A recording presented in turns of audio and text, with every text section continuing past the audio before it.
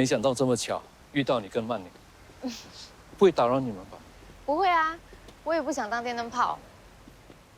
这里附近有一家很受欢迎的 cafe，they got very nice white chocolate crab cakes. I remember you like white chocolate. 嗯， It's just around the corner. 哎，怎么了？脚有一点痛。你等我一下 ，I'll go get you a plaster. 哎，不用了，没关系。 No, it's okay. 喂，我遇到了 David， 我也不想当电灯泡，你们 enjoy。没关系。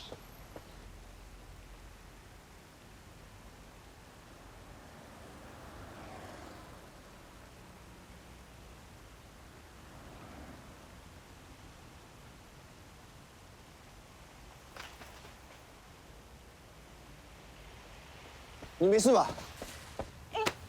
我没事啊，哎，我正想打电话给你，可是我电话坏了为。什么挂电话？刚才有人撞我。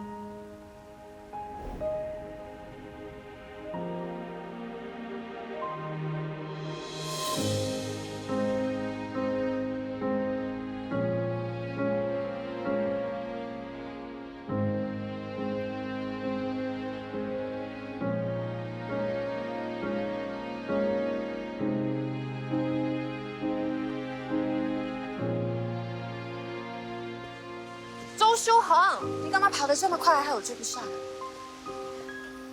你们怎么都在这里？我帮你。我来吧。没关系，我自己来。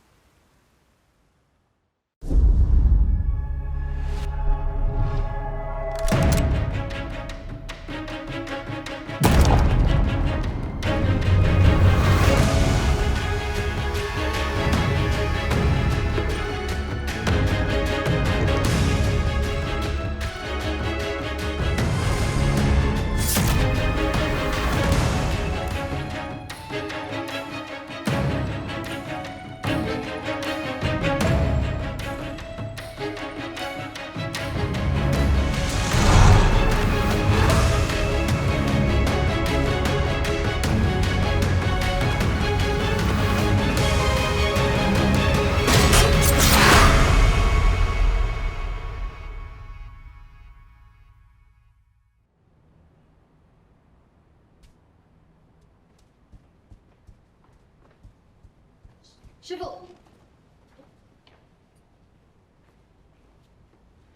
裴英感冒，不跟我们去了。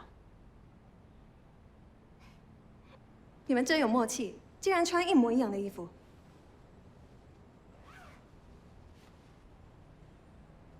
哎，你们看，今天的天气也太好了吧！走，我们出发。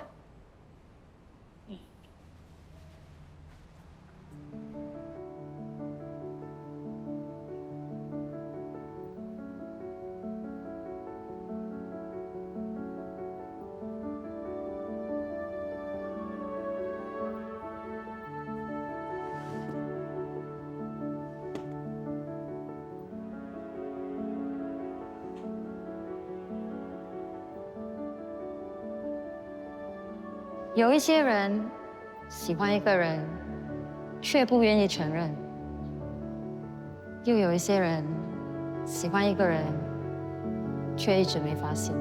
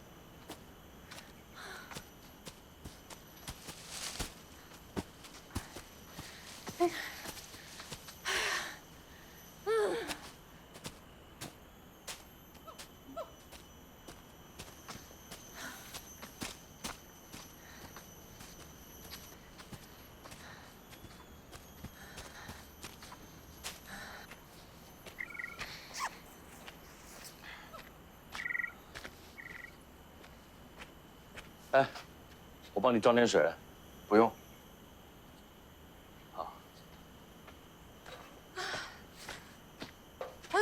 早知道不要来这里爬山。啊，你每次走这么快，我怎么追得上？还有，不要对师傅这么冷漠，他心里会不好受的。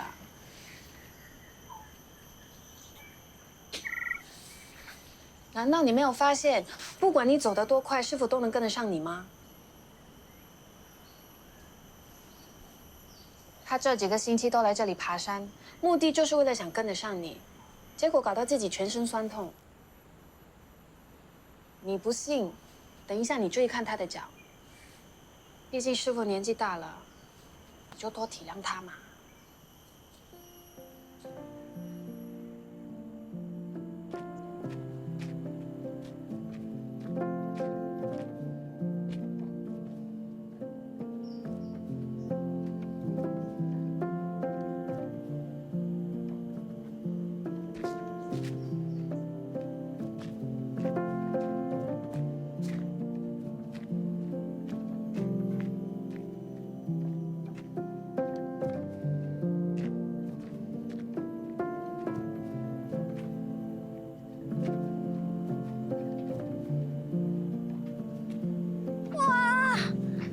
这里的风景好美哦！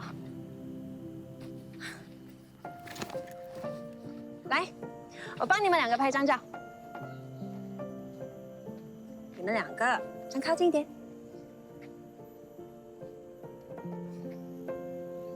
舒恒，下一个。好看。拍得不错。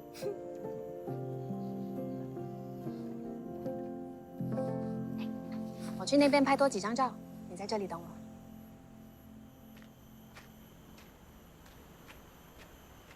这地方变化真不小。以前我们一家人有来过，你还记得吗？那个时候，你和可英还小。现在你们都长大了，我也老了。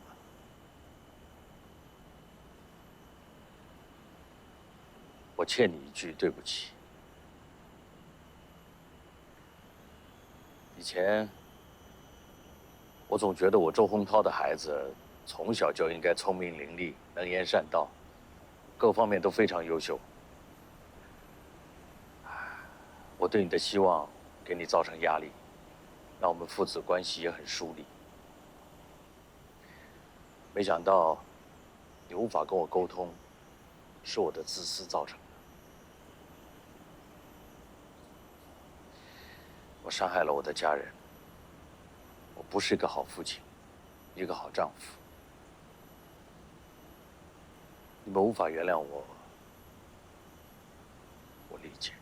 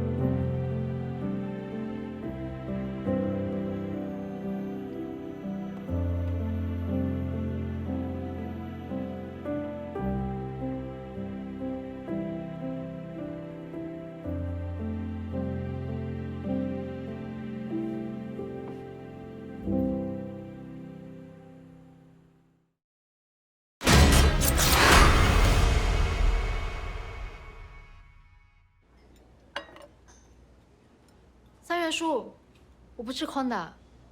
哦，不好意思，不好意思，我忘了，我重新做一碗。哎，不用了，不用了，我自己拿掉就可以了。你还好吗？刚才看你一直在打电话，心不在焉的。我是打给我女儿，她整个早上都不回我的信息，我打电话她也不接，我是在担心她会不会发生什么事啊？可能她在忙呢。她昨晚跟她老公吵架，拖着行李带着恩人回来。今天早上说是要回去拿东西，之后我就联系不上了。啊，我听了你的建议，我陪他去看心理医生。医生说他有忧郁症。如果你真的很担心他，要不要去找他？我可以陪你去。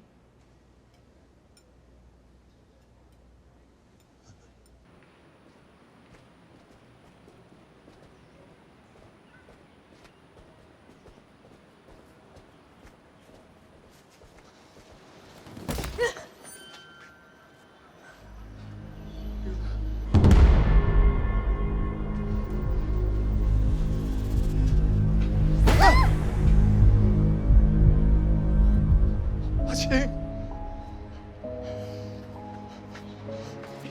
三元说，阿青，阿青，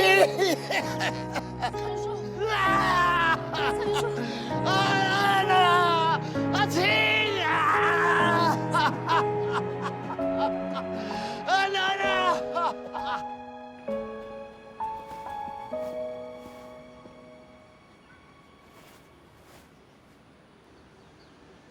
为什么会这样？为什么会这样？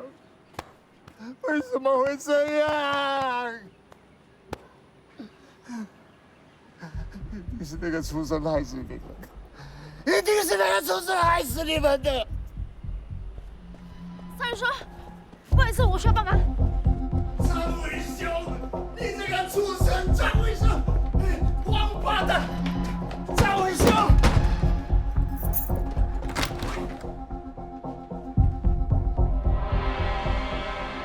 张伟兄，你给我出来！你这个畜生！张伟兄，张伟兄，你给我出来！张伟兄，你这个猪狗不如的东西！你亲生女儿，你也下得了手？你杀死我女儿，你！三元说，杨哥，你不要再走近，会破坏现场证据。陈日令，手往上。张伟兄，你不要以为你装死就没事了，我不会放过你。Someone suggest above trouble required。谢谢你的合作，如果之后还需要你的协助，我们会再联络你。好，谢谢。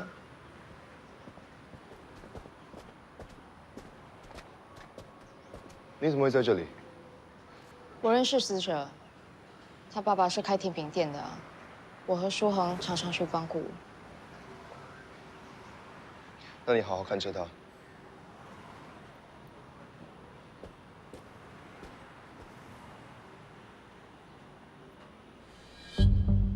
这死者叫胡月琴，30岁，以及他的女儿张雨恩，5岁。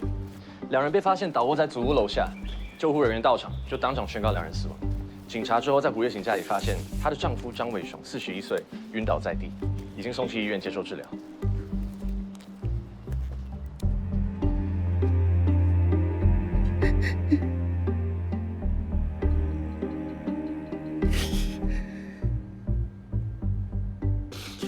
为什么死的人不是我？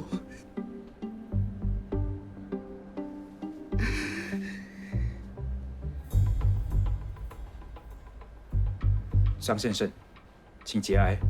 我们知道你心里不好受，你慢慢来，等你准备好了再说。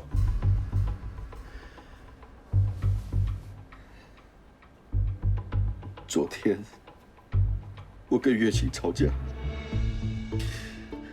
他就带着女儿到我岳父家，所以我今天特地请假，希望去把她接回来。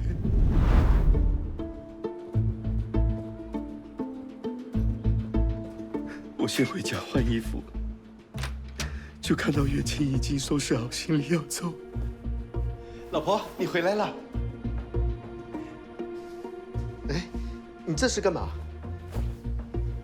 我们离婚吧。老婆，你不要这样好吗？对不起，是我不好，是我惹你生气。我答应你，我会改的。我很累，你放过我吧。哎，你上完厕所了没有？我们要走了。你不要这样。来，给我，这给我。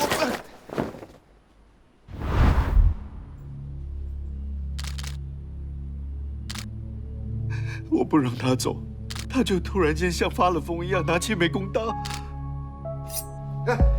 你不要冲动，老婆。你不放我走，我就死给你看！你不要乱来，把刀给我。你不要过来！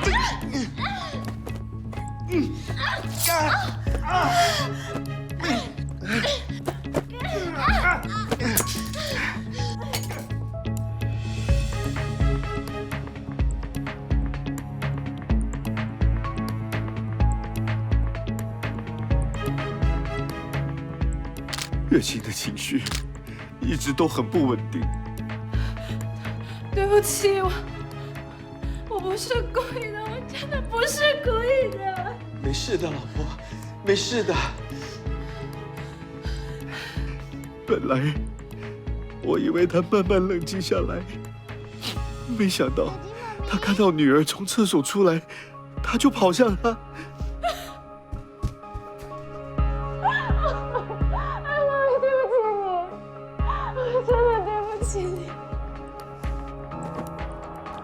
老婆，不要啊！老婆，不要，老婆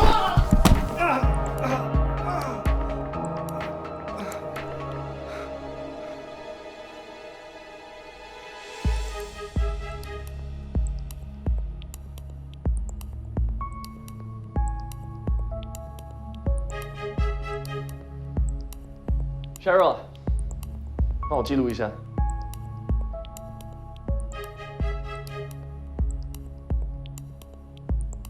我撞到头后，头很晕，然后再自己跳下去。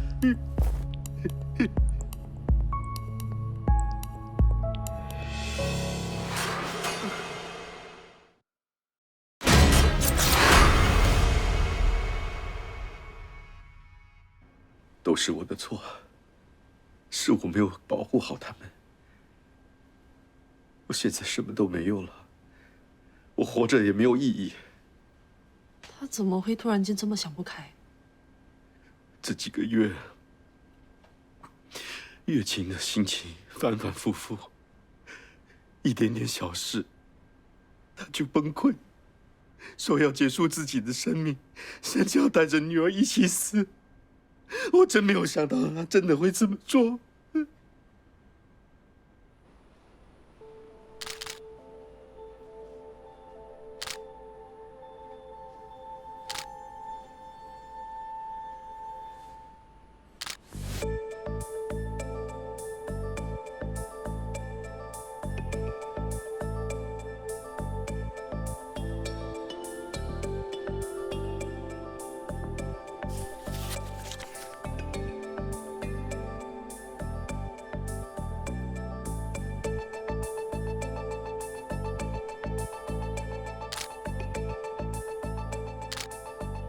Sir， 这可能是死者胡月琴写的。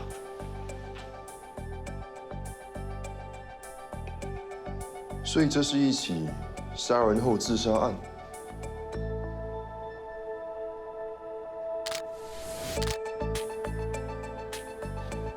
谢谢你的配合，如果有需要的话，我们会再找你协助调查。节哀顺变，请好好休息。等一下，我想问 ，Biscuit 在哪里 ？Biscuit 是我跟月琴一起养的狗，它就像是我们的孩子一样。谢谢你。姐，哎，弟，怎样？调查的怎么样了？那个畜生认罪了没有？是不是他害死2人跟我女儿的？案件还在调查中，暂时不方便透露。不过三元叔，你放心，我们一定会查清楚的。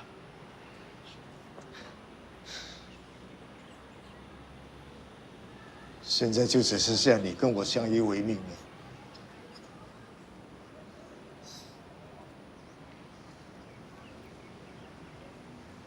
阿琴从小就喜欢狗，他在动物收容所当义工的时候，认识了这个畜生，还跟他一起领养了 Biscuit。我一开始我就反对他们在一起，毕竟他们相差了整整20岁。可是阿琴坚持要嫁给他，他也跟我保证，他一定会好好的照顾阿琴。是结婚了之后，阿晴就很少回来找我，甚至回来吃饭。因为那个畜生不让他出来，可怜的阿晴就这样得了忧郁症。我劝阿晴跟他离婚，他就是不听，所以才会造成今天这个局面。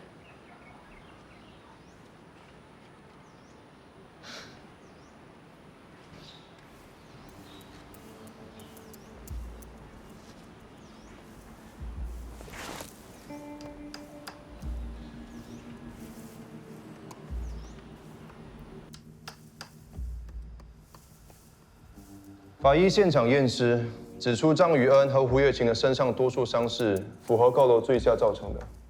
根据张伟雄的口供，是胡月琴把女儿丢下楼之后再自己跳下去。如果他说的是真的，这就是一起杀人后自杀案。胡月琴的父亲胡三元说，他女儿从今年8月开始接受心理治疗，已经跟医生确认过了，胡月琴患有忧郁症。他父亲还说，他是因为张伟雄，两人经常吵架。这是在房间桌上找到了一张纸条，看起来像是胡月琴写的。内容有提到，如果消失了，大家会不会更轻松？好想睡一觉，不要再醒来等字句。这会不会是胡月琴的遗书？这不像是遗书，比较像是在记录自己的心情，而且纸的边缘有被撕掉的痕迹，很可能是胡月琴自己撕下来的。吴三元说，他女儿从小就有写日记的习惯。我在他们家的书柜找到好几本日记，有从2020年到2024年的，每个封面都写着 YQ， 应该是月琴的缩写，但是没有2025年的。是他没写了，还是不见了？会不会是他在日记本里面写的遗书撕下来放在桌上？可是根据张伟雄的口供，他说他回家的时候看到胡月琴收拾行李要离开。一个想要自杀的人会收拾好东西吗？写内容的是左撇子，写日期的是右撇子，是两个不同的人。左撇子的字迹往往会右倾，而右撇子的字迹比较直立，甚至有点左倾。哇 ，brother， 这样你都看得出来啊？你怀疑张伟雄才是凶手？他从胡月琴2025年的日记撕下了这一页之后，把日记丢了，伪造胡月琴带着孩子自杀的假象。可是张伟雄哭得这么伤心，他有可能做出这种事吗？看过很多的犯人，他们表面上通过流涕，只是为了掩盖真相，做戏给我们看。我就觉得这个张伟雄有问题。男人的直觉。政府警察把 Biscuit 带给胡三元的时候，我发现 Biscuit 的毛发上染到一点红色的物质，法政部已经检验出这就是张伟雄的血。可是根据张伟雄的口供 ，Biscuit 从头到尾都一直在包里，他是怎么染上张伟雄的血？有可能是旧伤，之前不小心弄伤的。张伟雄人呢？医生说他需要留院观察。永明、莎莎，明天你们去医院再去找张伟雄问话。其他人都去胡三元家搜查，重点找出这本2025年的日记。我会让法政部找笔记专家检验这张纸的字迹，明早再去练房。Yes sir。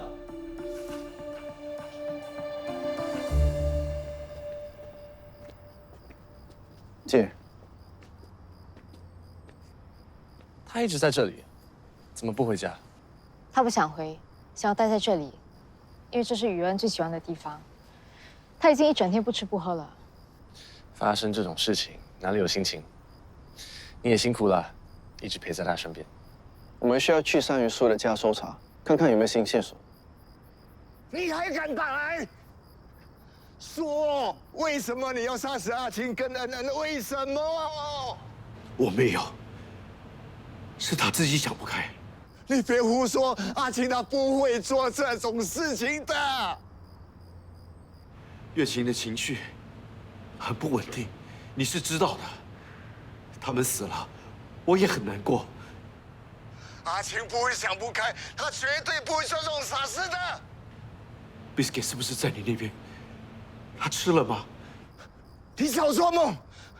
我绝对不会把 Biscuit 交给你这个畜生的。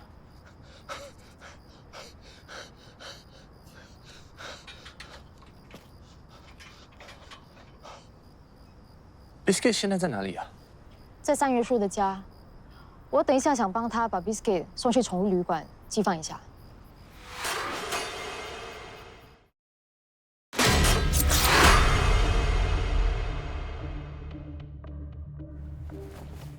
张雨恩的身上除了坠楼导致的伤势，没有其他的伤痕。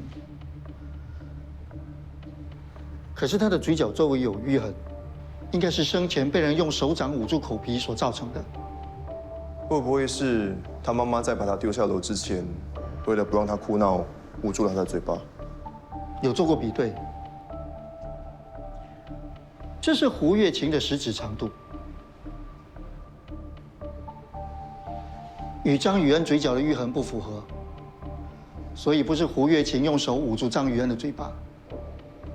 更关键的是胡月琴的头部伤势。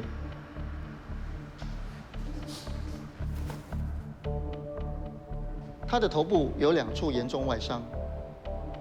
胡月琴后脑勺的伤势符合从高处坠楼头部着地造成的冲击，可是他额头上的伤势更像是被钝器重击所伤。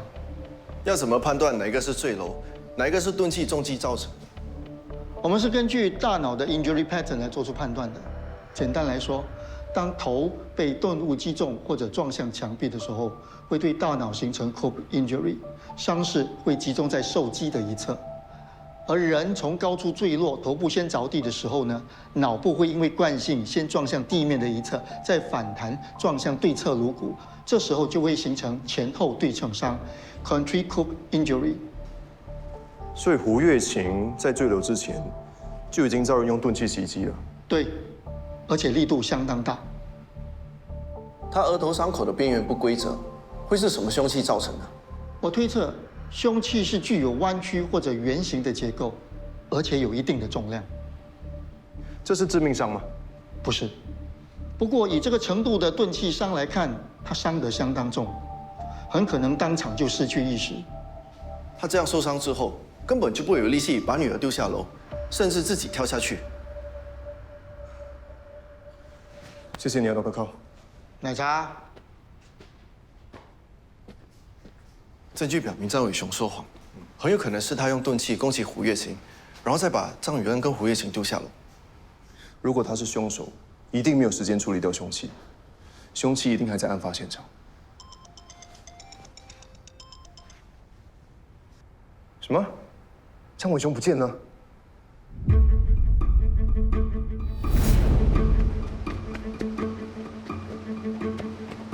你好，我是警察，你有没有看过这个人？没看到。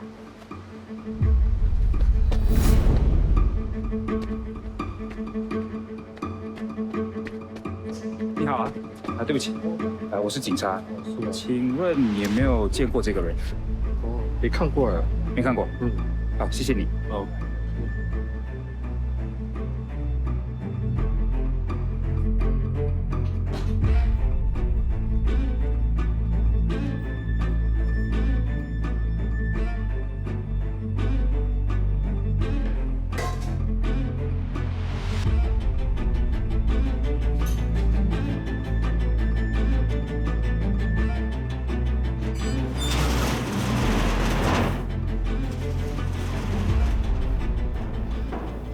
师兄有名，曾经就是在垃圾场找到了30公分的巴掌，最关键的证据。哦，那师兄，今天就靠你了。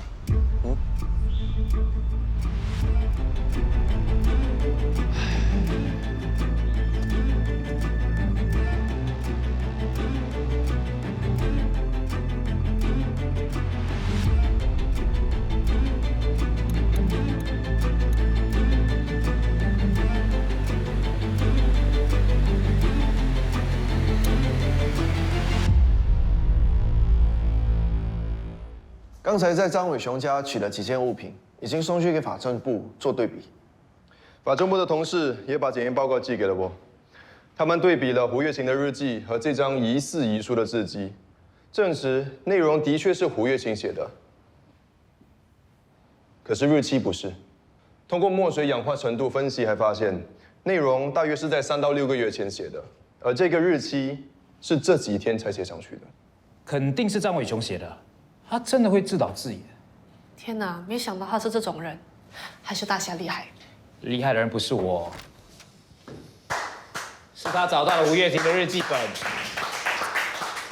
小事，我都是跟师兄学的。幸好我什么都不怕，什么蟑螂老鼠都踩在脚底下，每样垃圾逃不过我的法眼。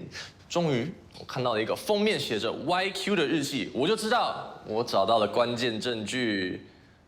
那当，纸的纹理跟日记本被撕下的痕迹一致，上页的日期4月15日，我已经交给法政部做检验。我也在日记本旁边找到了一个染着血的抹布，法政部证实就是胡月琴的血，相信应该是张伟雄拿来擦拭凶器上的血迹。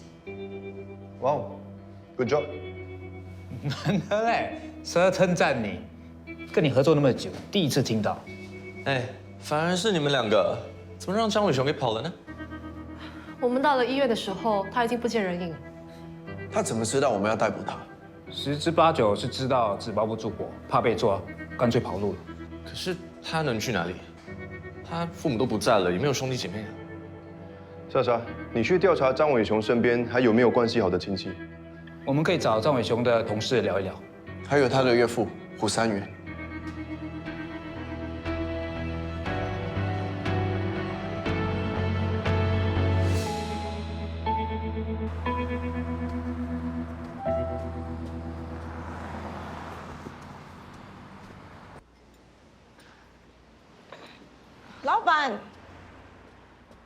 老板，哎，你今天的芒果西米露味道很淡，一点都不甜。不好意思，这碗我就不收钱了啊。不好意思啊。三元叔，哎，你们怎么来了？是不是案子有进展了？张伟雄有没有来找你？那个畜生他怎么还敢来找我呢？你知不知道他有什么好朋友或者是可以去投靠的人吗？我跟他又不熟，我怎么会知道呢？那你知道他常去什么地方吗？你们这么问，是不是他有问题？警方正在找他。也就是说，你们怀疑是他杀死我女儿跟恩恩的？我们只是依照程序调查，还有事想要问他。那就是说我女儿不是自杀的，对不对？我就知道一定是这个畜生干的。我不会放过他，我不会放过他的。你放心，我们会调查清楚的。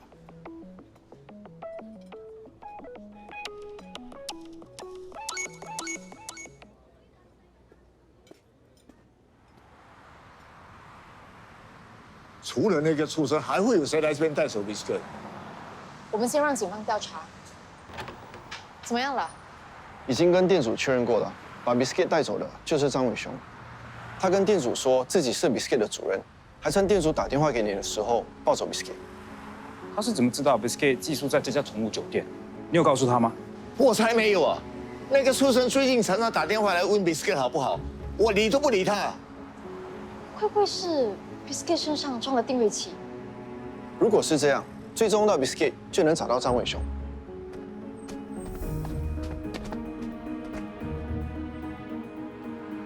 张伟雄啊，都已经跑路了，还冒着被抓的危险啊，去接狗。那天在医院问他话的时候，感觉他很疼爱 biscuit。对了，他都为了 biscuit 打电话给胡三元呢。2条人命还不如1条狗。张伟雄是个杀人犯，不排除他为了自保会放弃 biscuit。我们一定要尽快追踪到 biscuit 的定位器，找到他。科技组在胡月琴的手机找到一个定位宠物的 app， 但是目前是闪脑状态，还需要一点时间登录。张伟雄没有关系特别亲近的亲戚，大家都说很少跟他联系。张伟雄有一位同事有养狗，跟他关系比较好。张伟雄昨天打电话给他，跟他借了500块。我已经通知张伟雄所有的同事和朋友，一旦有他的消息，就立刻通知警方。在外人眼里，张伟雄就是个顾家的好男人，每天放工就是回家陪老婆跟小孩。没想到他就是个控制狂啊！胡月琴在日记里写了很多张伟雄是如何保护他，为他好的名义控制他的行为。他说张伟雄的爱让他感到窒息。哎，男人都不是这样的吗？外面一个样，家里一个样。你们女人还不是一样，婚前一个样，婚后一个样。我已经通知移民关卡局，只要张伟雄企图出境，就会立刻逮捕他。他一旦开机、刷卡或是去提款，我们都能追踪到他。全部人 stand by， 只要一有消息，马上行动。Yes sir。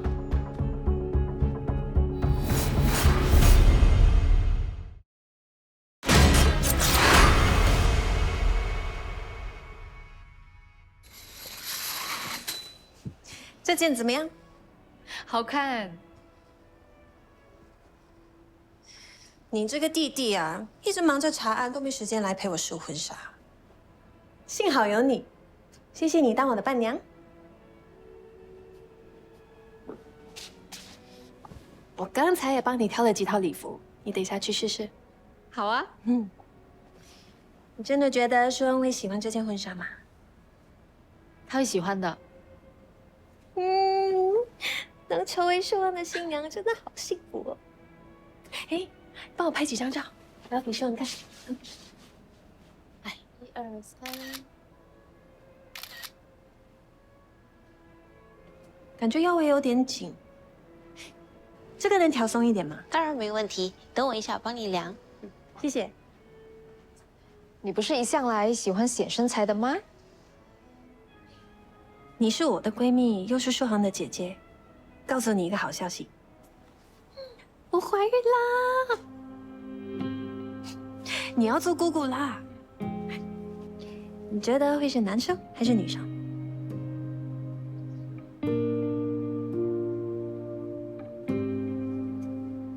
你的脸色好像不太好，是不是觉得我们进展太快了？不是，我为你们开心，真的。那你一定要帮我们保密，因为之后我们要给大家一个惊喜。我去一下厕所。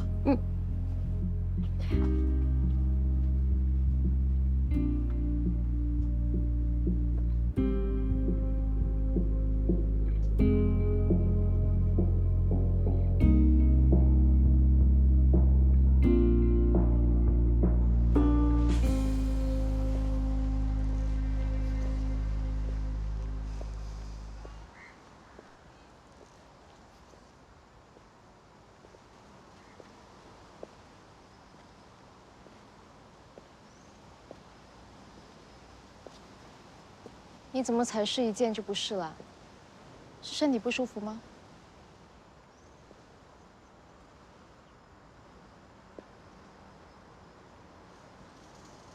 你怎么了？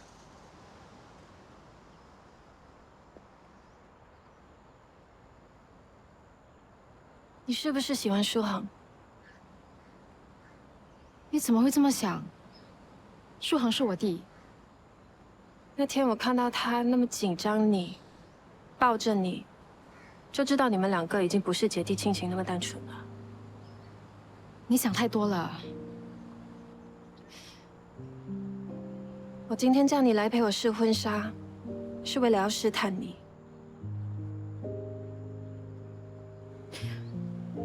我跟你说我怀孕的时候，你心里很不好受，对吧？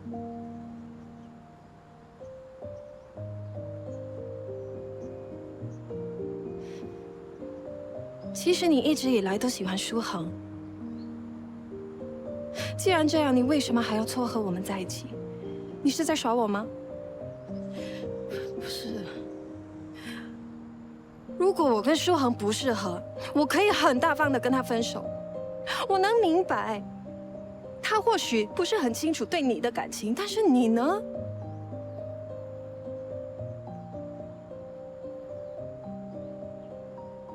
我把你当成好朋友，你却一直在骗我。我不能跟他在一起，我是他姐。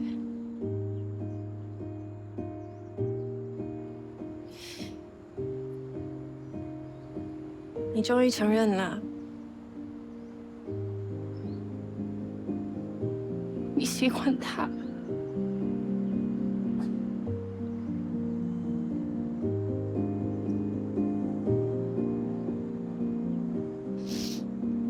对不起，我答应过钟妈，我不可以跟他在一起的。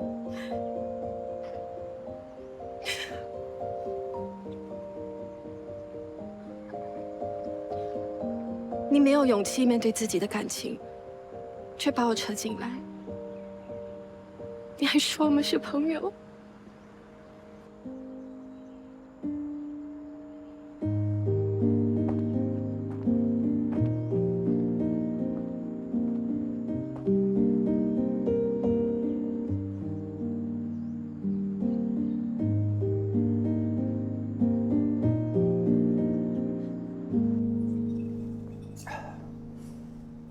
甄嘉玲坚持说她只想下下双流，连杨欧文都想不起他说过教训还是解决。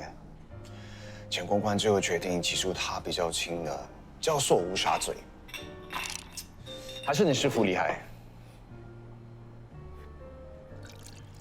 喂，你到底有在听我说话吗？怎么了？被哪人甩啊？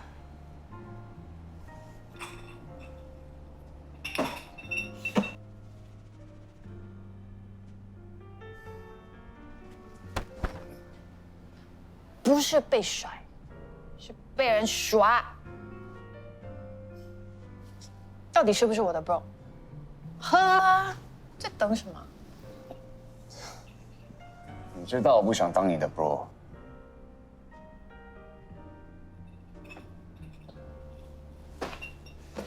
好，那从今天起，你就是我最好的 sis。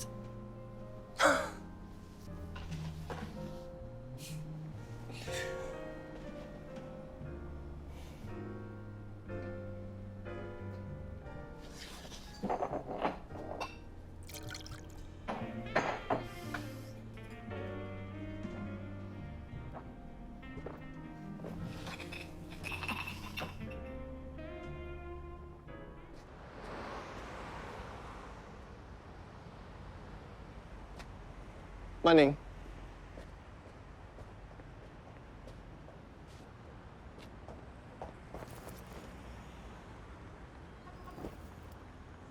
你喝酒了？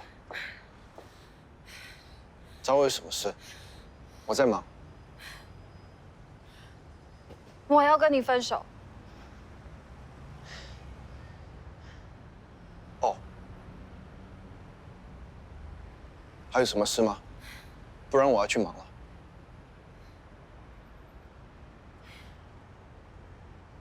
就这样，我要跟你分手，你一点都不难过吗？如果今天换作是可盈说她以后再也不想见到你，你也只会说哦吗？那如果今天可盈说她要跟别的男人结婚，你不会难过吗？我会。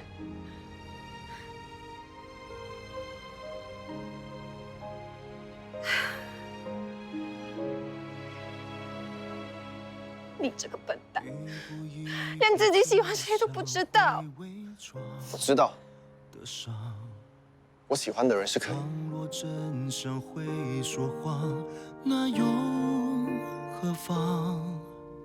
不哭不笑的装，不偏不倚的装，像迷路的光，失去了方向。一页一页翻遍遗憾的过往，如果谎言被释放，埋葬真相。是真是假的他，至死不渝的话，我却在你身上看见了黑暗中的光。昨日还是山盟，回忆太漫长。今日爱恨交织，命运还在彷徨，不曾通向退。